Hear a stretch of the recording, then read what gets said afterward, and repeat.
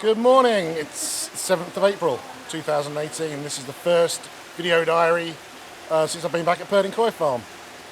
Most of what we've been doing so far this year is kind of getting ready for the rest of the season, the start of the season, preparing ponds and that kind of stuff. Today we started going through Tategoi tosai and selecting tosai, and it was Showa day. So this day was probably, whilst I was in England, I thought about these fish probably more than any other fish, knowing they were going on here and hoping they were doing well. And how have they done, Scott? They've done very well. They've done very well, absolutely. So it's a pretty good year for Showa. Pretty good year for Showa. And tomorrow's going to be a pretty good year for Kahaku, we think, as well. I think it will be. I don't know, but I can tell you. Yeah. I know Showa is. Awesome. So So what we've done so far, we've just segregated males and females. The female grow out pond isn't quite ready yet, so another selection of those will be done later in the week. So we'll see that probably towards the back end of next week. We're going to take a quick look now and show you some of the males and females, the three particularly special females that we pulled out as well. So here we have a selection of primarily tosai Showa females that have been selected out. It's basically pretty much all the females that were in the pond growing on through the winter period. As I say, another selection of these will take place later in the week once the pond is ready to go out, along with Kahaku and Sankei as well. There's some other goshiki as well that go out. But that's some very nice fish in here. Fish that maybe not all will be grown onto nisai. At the moment that decision hasn't been made.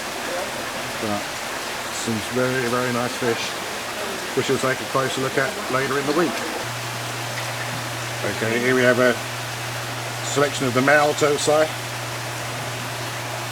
Okay, no real selection has done of these. These are just separated out into males and females. And very much the focus of growing these will be for future brood stock. So these will be selected through to decide which ones have potential as future parents here at Purdin Koi Farm.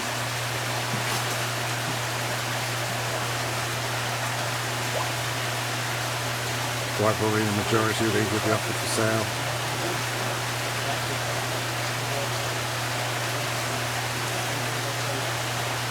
Well, here we have three females that Scott particularly picked out as a particular interest to him. Scott, can you tell us what it is about these three females That I like? that you like? Well, I think they're all siblings, which I like, and that may be obvious. I don't know, but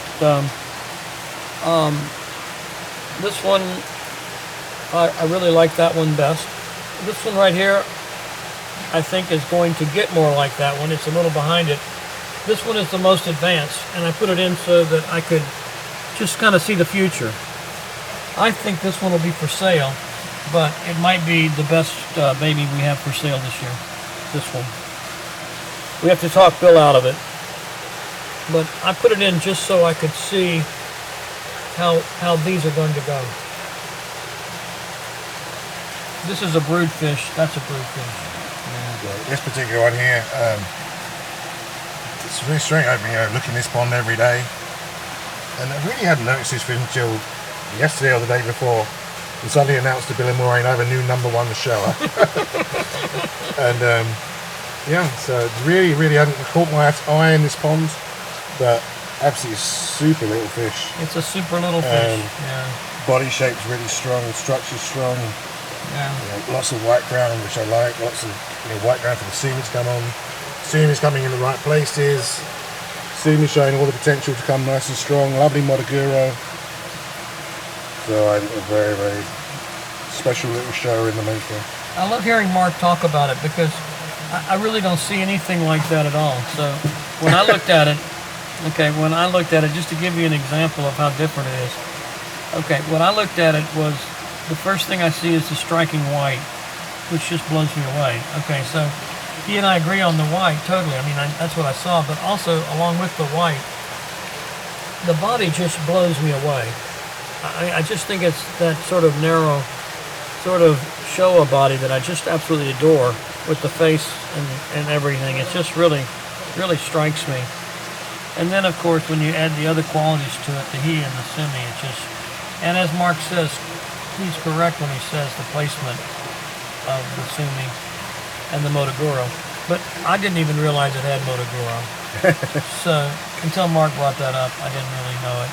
The placement, yeah, I noticed that later, but it was the body and the white that really drew me to this fish. And it's what still draws me to this fish. Fair to say we have different values on pectoral fins. No, I don't place different values on. I absolutely adore pectoral fins, but the best pectoral fins in the bucket is this one right here, I think. But those aren't bad, so yeah. None of them are bad. They're all good. The pectoral fins are really important as the fish gets bigger. So no, I don't. Okay, awesome. Yeah. So I really like the way Mark talked about it. I think that's just illuminating. I think that's the beauty of koi, that everybody sees different things. That's why we need to all talk together about it, because it expands your vision of the fish. right, okay, back to the pond. And that's going to sum up today, because tomorrow we'll look at kahaku. Okay, so I rather prematurely suggested that was the end of the video, because we're now sorting through the males and fish that are going to be grown out. Some with potential to be parent fish, some just as males that are interesting to grow. There's how many? 11? 12? 12 fish here. So Bill has a target. They're putting 40 males out to grow on in the male grow out ponds. So we have the first 12 of those, then lots of kahaku and some sanko to come tomorrow. Some of these hopefully will be brood fish in the future.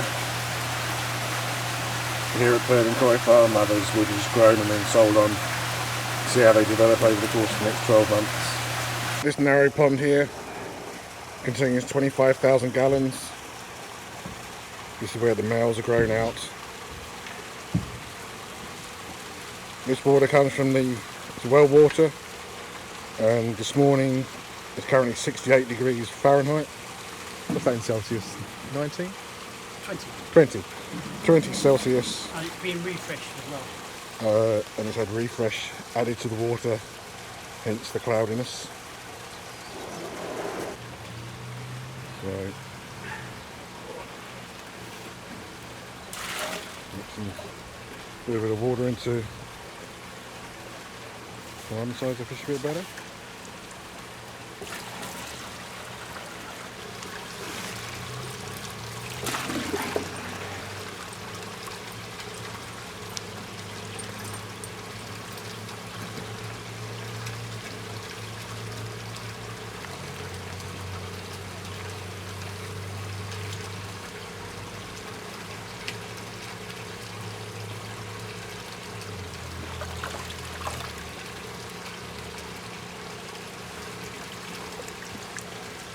So these fish will stay in here now through till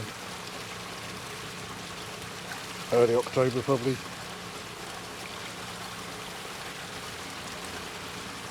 So a good 6 months of growth now in this concrete pond over the summer.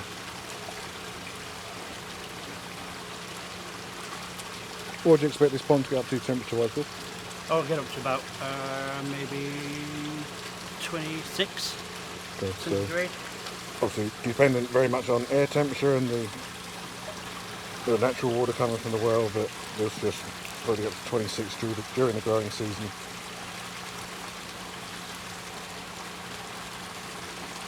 I mean, tosai going at around 28 to 33?